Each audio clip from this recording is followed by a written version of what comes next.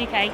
So we're at Digital Construction Week today, which is really exciting, here amongst lots of innovative companies, obviously showcasing our suite of digital technology. We're also sponsoring the C-Tech Startup Village.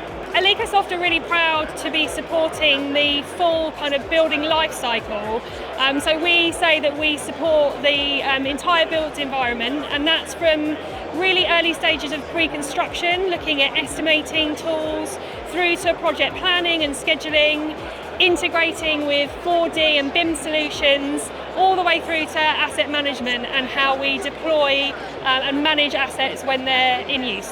We'll be looking at how we can use that data better to inform us not only to know what is happening on our project, but why it's happening. One of the most exciting things about any event is actually being with people and talking to customers, also talking to new customers or prospects, but also seeing what other innovations are coming in construction. It's such a fast-moving industry that it's a really good place to be, to hear what's going on, what new challenges have come out, but also what new solutions are coming, because I think everyone that works in construction is really keen to find solutions and make things better. It's one of the things that makes the industry so exciting.